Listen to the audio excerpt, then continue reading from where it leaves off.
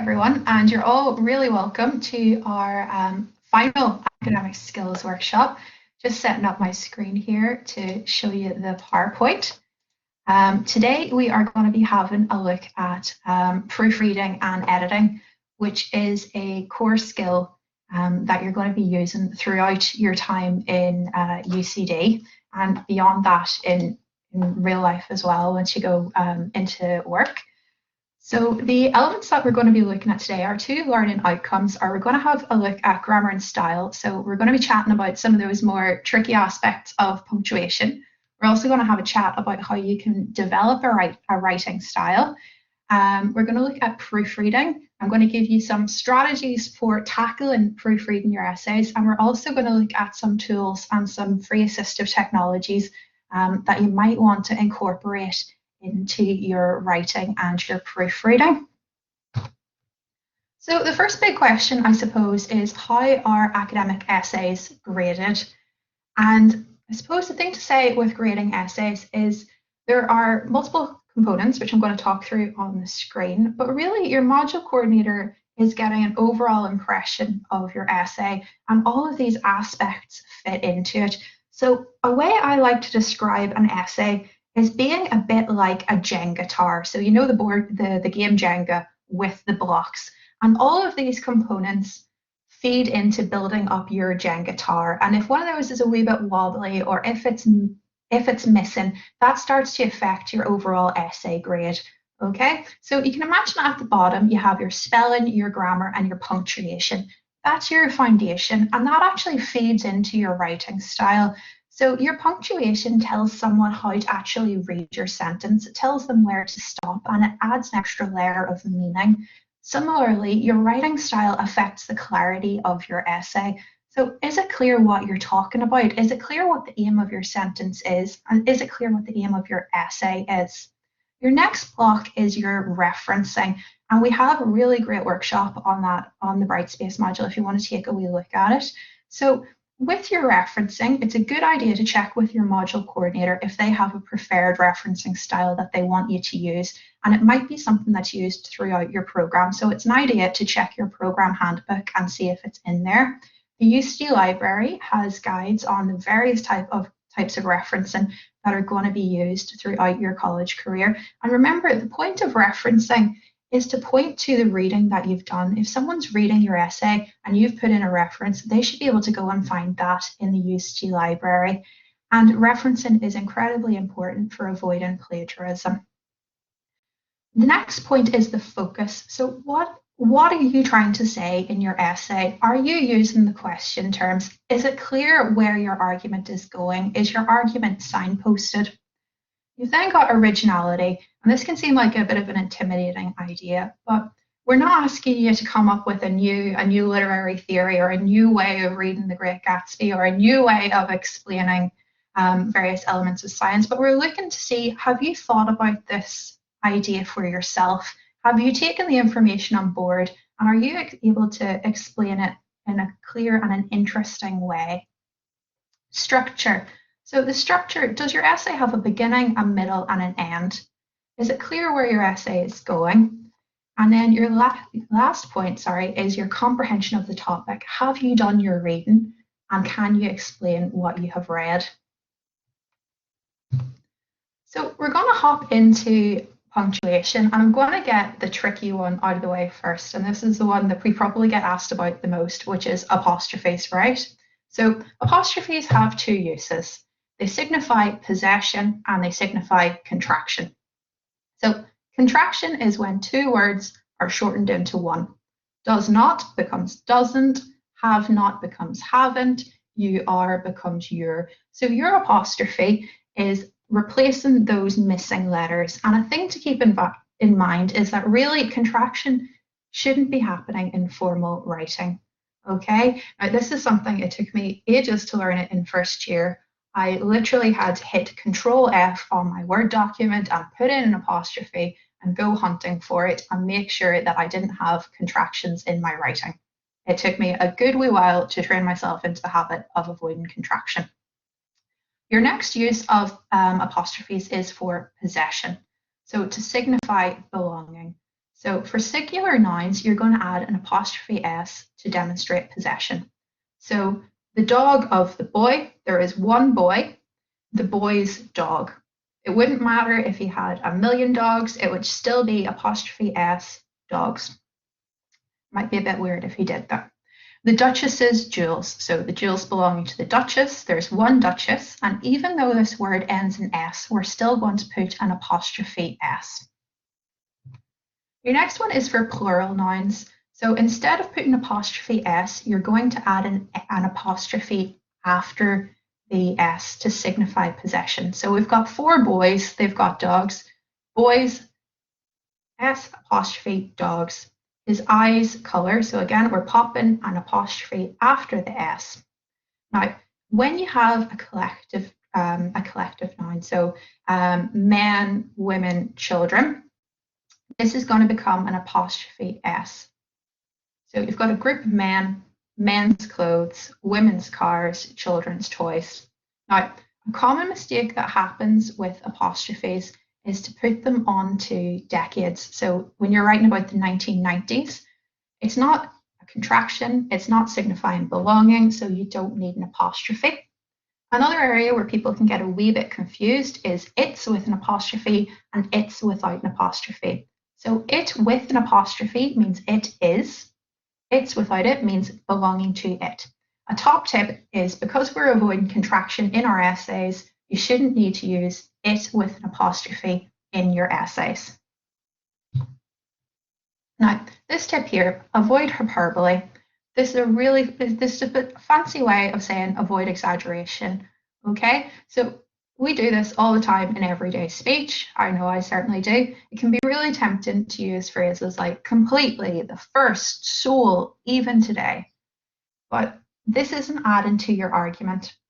Okay, the best way to add to your argument and to really stress a point in your essay is to make sure that you have clear sentences, to make sure that you've got a good structure, and to make sure that you're providing evidence for the points that you're making, whether that be referencing a chapter in a book, whether it be providing statistics, whether it be pointing to a case study that backs up your point. So this slide here, we've tried to capture some of the more confused words that you'll come across in an essay. Now, I'm not going to go over every single one of these, but I'm going to just touch on the ones that come up a fair wee bit. So the first one would be complement with an E versus complement with an I. So complement with an E means to add to. So this sauce really complements the meal with an E. Complement with an I is praise, and hopefully you're going to be getting lots of that for your essay. Another one that we see a lot is advice with a C and advise with an SE. And this is the same as practice with a CE versus practice with an SE, license with a CE versus license with an SE. So with a CE, it's a noun. So she gave me some really good advice. This is in contrast to, I would advise you to not do that. So I am going to hockey practice. So practice is a noun versus I am going to practice the piano. Practice as a verb. Another one that we would see a lot is EG versus IE. So EG means for example, IE means that is. Really, you shouldn't be using these in your essays. You're wanting to try avoid abbreviations. So it's a good idea to mix up and learn some phrases to say, for example, so you might try such as, an example of this is, we can see from X. There's loads of ways of expressing that idea. You've then got insure with an I versus ensure with an E. So insure is the verb relating to insurance. So I am going to insure my car, I'm going to insure my house, versus ensure. So I'm going to ensure that doesn't happen again. Another one that you might want to consider is to with 2 O's versus to just TO. So to with 2 O's means there's too much of this. It's a stressor versus to, which is a preposition. So I am going to the shops. Another one would be affect versus effect. So affect is the verb. So will this affect my grades? Versus affect, that had a positive effect on my outlook. So there's loads of these, and we can chat about them if you have any specific questions. Next one's modifiers and modifying absolutes. So absolute is a bit of a term for the philosophers out there, but it's ideas such as universal, real, and truth. And when you stop and you think about these, so again, there's a tendency to try and put extra emphasis on these ideas. So the real truth. When you stop and think about it, you can't have a real truth. The truth is the truth. It is absolute. You can't have real truth and fake truth. Well, nowadays in media, people try and say that you can, but you can't. Same for something that is very real. If it's real, that's all there is to it. No, you can't have something being more real than something else. Avoiding cliches. So a cliche is a phrase that comes up a lot in everyday speech. It's something that's been oversaid. Examples of cliches would be things like first and foremost. So if you can, try and avoid using first and foremost in your essay, because I can guarantee your module coordinator has probably seen 15 other essays using that to kick off. Thing with cliches as well is because we use them all the time in everyday speech, they can be a wee bit colloquial. So they're not necessarily the best tone to actually be using in your essay. So things like bored to tears, take a stand, raise eyebrows. When you're writing your essay, you're wanting to try and use your own voice, and cliches aren't a great way of doing that. You also need to think about, what is this word adding to my essay? Is this adding value? You do have a word count. Often cliches aren't saying a lot. They're platitudes, they're quite nice, but they're not really doing much work in your essay. So it's better to try and cut those out where possible. Confusion between that and which. So this is something that I am unashamed to say I only learned during my master's degree. So I managed to get through the whole of my undergrad without fully understanding what was going on. That and which. So that is essential to the meaning of the sentence. So the book is relevant to the class that we had last week. This is in comparison to which isn't essential to the meaning of the sentence. It's adding additional information. So the book is 700 pages long, which makes it a very difficult read. So you could have the phrase, the book is 700 pages long, full stop. Okay, so the idea of it being a difficult read is additional. So you're going to use which to attach that to your sentence. So looking at some suggestions for how to work on your style and your academic tone of voice. So use concrete language. When we're chatting, there could be a tendency to use phrases like might, perhaps, maybe. When you're writing your essay, you've done the work, you've done the reading, you've got your examples. Be specific. That's the best way to build up your argument. Try and avoid generalization. So if you're saying, for instance, that, a particular type of art tends to have certain attributes, you want to be given concrete examples. Don't leave that sat there by itself because you haven't backed up that point. Similarly, you want to try and avoid needless words. So be precise. And this is what we were saying about your modifying, your absolutes, using hyperbole. Be precise in what you're saying. Get to the point. That's the best way to really strengthen your point, is to have it sat there by itself and to have used the best words possible to express your idea. Avoid succession of loose sentences. So this is a more elaborate way of saying avoid run-on sentences, avoid very long sentences, avoid joining ideas together. And this feeds back to your idea of being precise. I am absolutely guilty of this. When I am editing my work, I will have a sentence that is a paragraph long. A good way of avoiding this is to read your sentence out loud to yourself.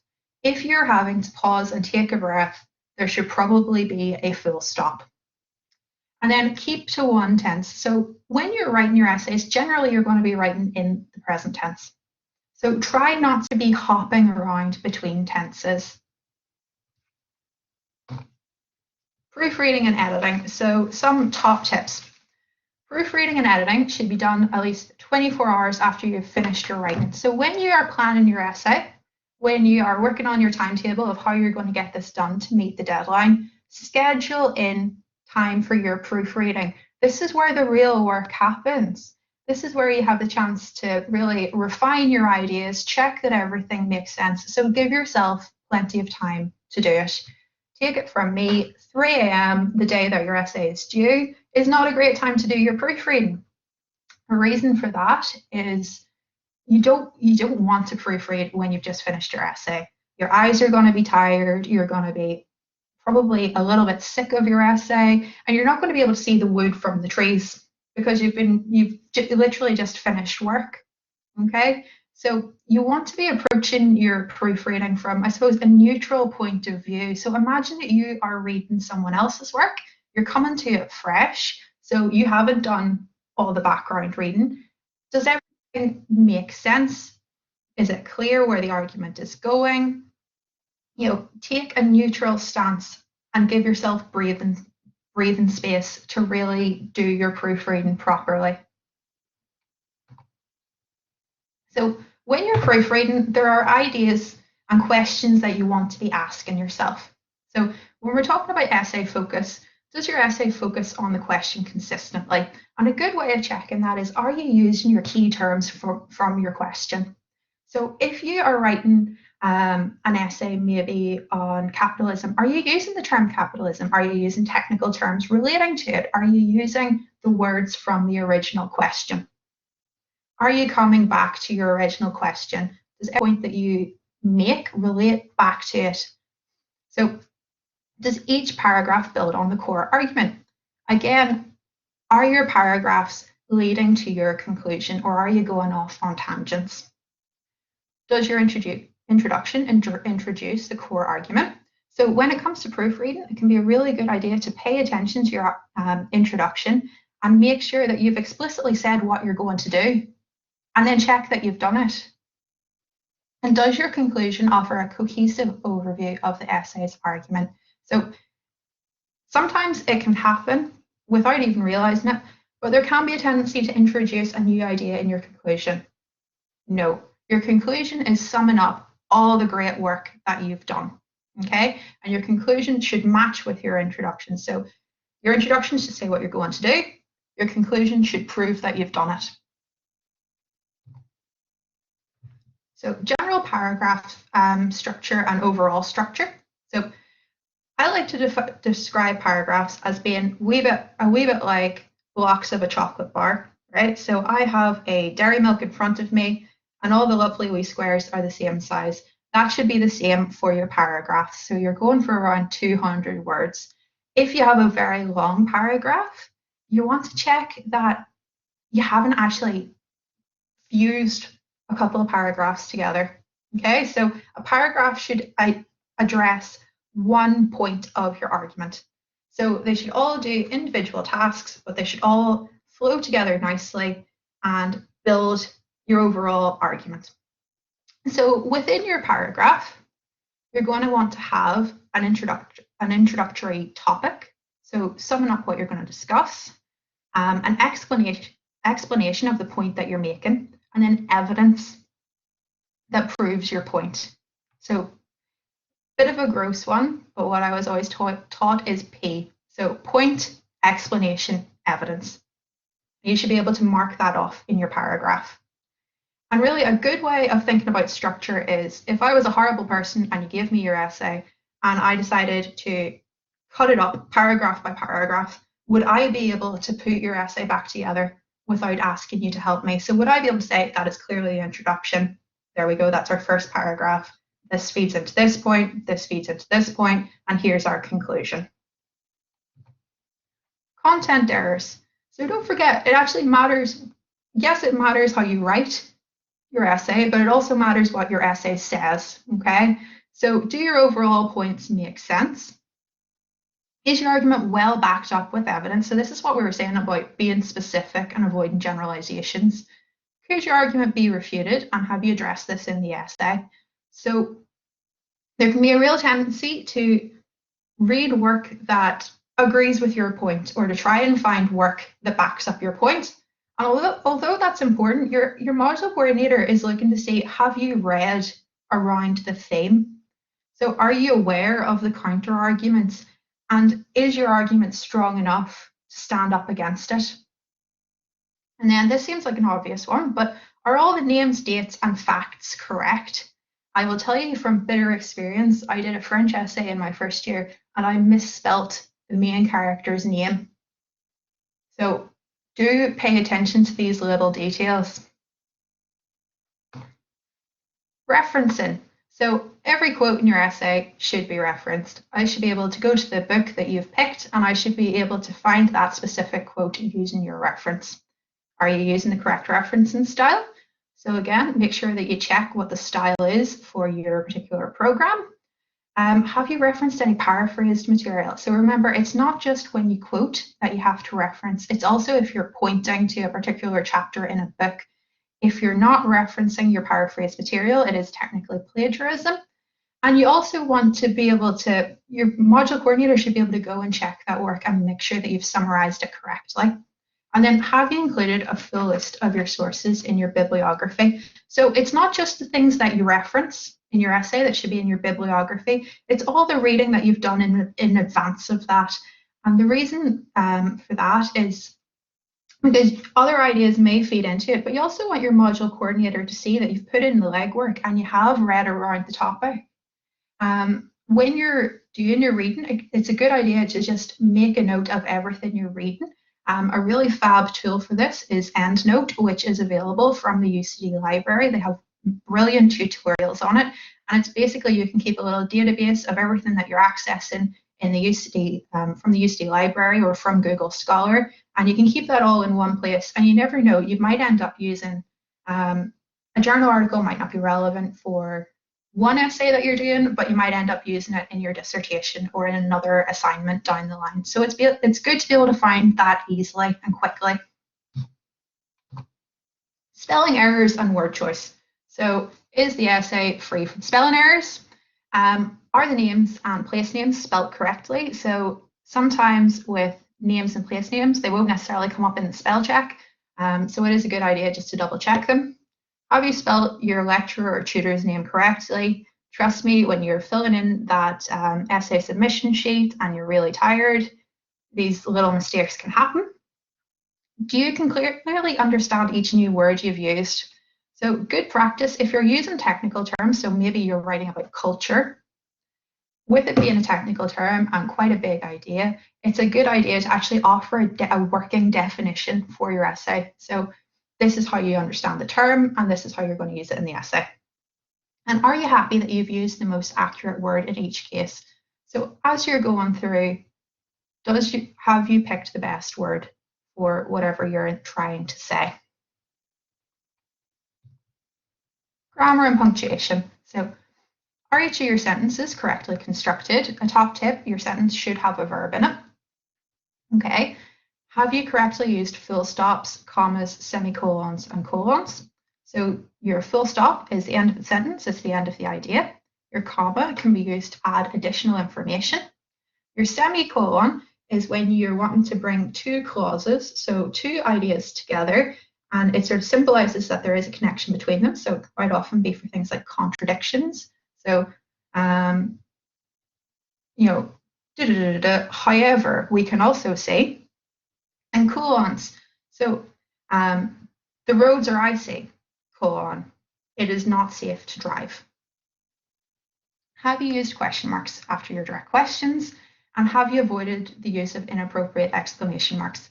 So really, there's no need to be using exclamation marks in academic writing unless you are directly quoting someone. So a great tool for doing all this proofreading work is to read your work aloud. So remember what I was saying about checking that your sentences aren't too long. Good way to do that is to read it back to yourself. Does this sentence flow correctly? Is it missing a word? Or is it too long? Do I need to break the sentence up somehow? There's various technologies to do your proofreading. If you don't want to read aloud to yourself, which is perfectly understandable, especially if you're in somewhere like the library, pop a pair of headphones in. You can use read aloud. It's built into your phone. It's built into tablets, or a tool that I like to use is Immersive Reader in Microsoft Word. So it's found under the View tab in Microsoft Word, and it allows you to customize your page. So if you find that you find it hard to focus, if your eyes get sore, if words move around the page, you can change your background color, you can use your line focus. So if you maybe want to only read one paragraph at the time, you can basically black out the rest of the page. You can space your words out, and then you have the read aloud tool as well. So you can listen back and see, does this make sense? It gives you another perspective on your writing. And then another great tool is Grammarly for proofreading. So this is available on various platforms. There's a Google Chrome extension. So if you like to use Google Docs, you can use it there. There's also a plugin for Microsoft Word. It tends to be more accurate than your average spell check because it uses artificial intelligence. So it looks at the context of your sentence and says, okay, that shouldn't be there with an E-I-R-E. It makes more sense that it would be H-E-R-E. It also gives you feedback on your tone. And there's free and premium versions of Grammarly, and the premium version gives you explanations for your grammar errors. And then we have an exercise on the bright space. I'm not going to do it today. It's a nice wee challenge. It's basically correcting 15 sentences for their spelling, punctuation, and grammar errors, and it gives you feedback as well. It's just nice to see where you're at. It points out some of the more common mistakes that tend to happen with spelling, punctuation, and grammar. And of course, like it's low stakes. It's just to see, you know, what's going on with you, and is there any area of spelling or punctuation that you might want to work on. So thank you so much for coming to the workshop. I'm going to answer any questions that people may have. Of course, you can have a look on the Brightspace for any additional information. Do we have any questions?